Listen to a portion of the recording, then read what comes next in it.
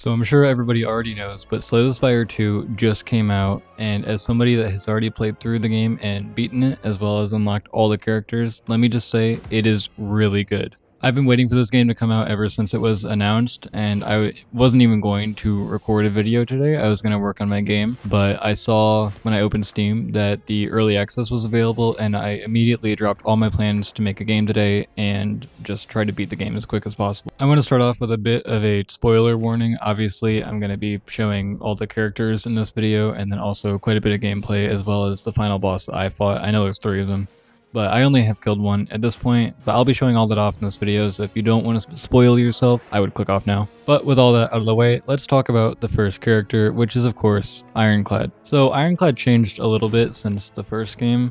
I actually like all the changes that they made to him. Obviously I don't have all of the cards unlocked for him yet because I only have 2 hours of playtime in the entire game. But from the cards that I saw that you unlock at the beginning, it seems like they changed him in a way where it makes the gameplay more unique than the first game, but it's also Ironclad gameplay is pretty similar to what it was in the first game. One change that I really like is the dismantle card that they decided to give to him. Deals 8 damage normally, and then if the enemy that you hit with the 8 damage happens to be vulnerable, then you do 8 damage again. I just think it's a nice way to mix up his gameplay a little bit from the first game. Also, it's a little off topic, but they of course added more random events too, like that Verdanus egg that I was just able to pick up. You can hatch that at any rest site, and then it'll actually hatch into a little Verdanus that follows you around, and you get a special attack card for it, and I think things like that are really cool. I love the quest cards that they added into the game. They're all really fun. But back to Ironclad, he does start with the same starting relic as he did in the first game, with you just healing 6 HP at the end of every turn, which I think is good. I don't think that really needed to be changed, and I think it really fits well into his gameplay. Another new card that I really enjoyed while I was playing Ironclad was the Setup Strike card. You deal your damage, and then it gives you increased strength for the same turn that you played that card on. It just lets you be a little bit more aggressive than you would have been in the first game, and I think it flows well with the rest of his cards. Here you can see you're able to hatch the egg as soon as you get to a rest site. It does take up the action, so you're not able to rest or smith, but I think it's totally worth it because you get this little bird, and ironically enough, I did actually end up fighting the Verdanus elite enemy while I had just hatched the egg, which was kind of funny. But the card itself is really good. It does 14 damage, and it's just nice having a little bird stand next to you. I think he's really cute. Another thing that I kind of want to compliment Slay the Spire 2 on is that all of the card animations are really clean and smooth, and they look great. There was one small complaint that I had about Slay the Spire 1 is that not many of the cards had very unique animations, and my favorite cards in that game were the ones that did have cool animations, so the fact that pretty much every card in this game has a cool animation really makes the gameplay more fun. If I'm being completely honest, I kind of just think that the entire art style as a whole is better than it was in the first game. The first game looked great, but I just love how smooth everything looks in this game, and it's a little bit more cartoony almost, like hand-drawn, and I really appreciate that. But with that, that's just about everything I wanted to say about the Ironclad. I think he's a really fun character, probably not my favorite. He was one of my favorites in the first game, but I just think there's so much cool stuff that they did with the other characters in this game that he's definitely lower down there, but he's not bad by any means.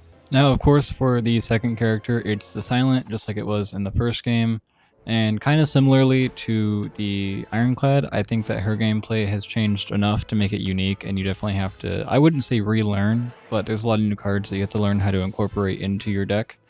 And I also love the new look that they have for her. I think she looks way cooler than she did in the first game. One of my favorite new cards that she has access to is Anticipate, where you can increase your dexterity by 3, which is a huge amount. It's just for that one turn, but it can really make you survive things that you probably shouldn't have, and I think it's great that you get it so early on. Just like the Ironclad, she starts with the same starting relic that she did in the first game, which I think once again was a good decision because it fits her playstyle so well. And not to worry, the poison build is still alive and well with the Silent, with the Haze card. It allows you to apply 4 poison to all enemies, and you can either use the cost of the card, or if you discard it, you'll actually play it for free. And from what I can see, poison in this game is just as strong as it was in the first game, so no worries, the overpowered 999 damage poison build is still in the game. But with that, that's just about all that I had to say about Silent. I think she's a super fun character, and I'll definitely be playing more of her as I play more of the game. The third character that you unlock is the Regent, and he's by far my favorite out of all the ones that I played. I love his general look. I think all the animations that they did for him look great. I love all his card art. I really like everything about him, to be honest. And he's also the first one that has a unique mechanic, aside like just having energy. He also has stars, and some of his cards cost stars to cast as well as energy. His stars are also unique because you actually, unlike energy, retain them throughout all your turns, so you can always call upon them if you have enough of them, and you can use as many as you want in one turn. My favorite use for this is the card that you get from him called Particle Shield, and it doesn't actually cost energy to play, it only costs stars, and also once you play it, it'll put it right back into your hand, meaning that if you have enough stars, you can just block over and over again using Particle Shield. I generally try not to do this because your stars can also be used for some of your strongest offensive cards, but it'll really save you if you have enough saved up. My absolute favorite card that you get access to with him is Summon Forth. It costs 1 energy, and you summon a Sovereign Blade into your hand. And then the Sovereign Blade costs 2 energy and does 18 damage, but every time you call Summon Forth again, it'll increase the damage of Sovereign Blade, so it can get pretty ridiculous if you are in a fight that lasts long enough. I also think he's a fun character because it never really seems like you completely run out of stars. They seem to be pretty easy to come across. There's a lot of cards that will give them to you just by playing the card. And then there's some like Royal Gamble that if you have enough, you can just try to multiply the amount that you have. So it seems like it's pretty easy to build up a good stockpile of stars. However, that is just about all I have to say about Regent right now. I will most definitely be playing as him more the more that I play the game. I want to get really good with him and see all the new cards that he has. And like I said, right now he is definitely my favorite character. The next new character is the Necrobinder, and I've been excited for him ever since I saw a little bit of him in the gameplay trailers. So the way that the Necrobinder works is that he has the most loyal companion that you could have by your side while fighting through the Spire. His name is Asti, and every turn you get 1 summon, which will either revive Asti if he's dead, or if Asti is currently alive, it'll just add 1 to his health. Now, Asti will actually die for you, so however much health he has, if the enemy is doing damage to you, it'll be taken away from his health before it is yours, and then if he happens to die, he'll of course be revived next turn. A lot of the stronger cards that the Necrobinder has access to, like High 5, actually involve you attacking through Asti as opposed to you attacking things directly, which I think is pretty cool. My favorite card right now with the Necrobinder is Unleash, so it does damage normally, and then it also increases the damage based on Asti's health bar.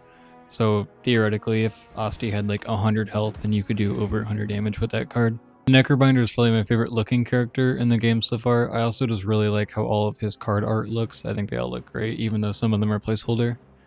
And I also think he's pretty fun to play with. Like I said, he's not my favorite character, but the fact that you have to manage your main character and then as well, you have to pay attention to Asti and his health bar and calculate that with how much damage you're taking, I just think makes the game more interesting.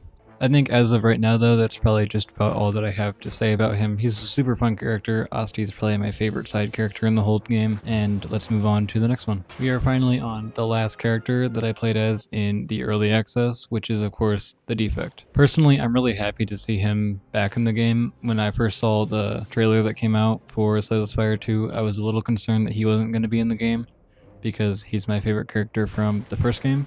And I think he's just as fun to play as in this game as he was the first one. Just like all of the other returning characters, he starts with the same exact starting relic that they all do, which of course lets him summon his little iconic lightning ball every single turn. I'm not sure if the Frozen or Nuclear Core are coming back in this game like they did in the first game, but it would be cool to see if they were still in the game too. Now, the first new card that really caught my eye for the Defect was the Glasswork card.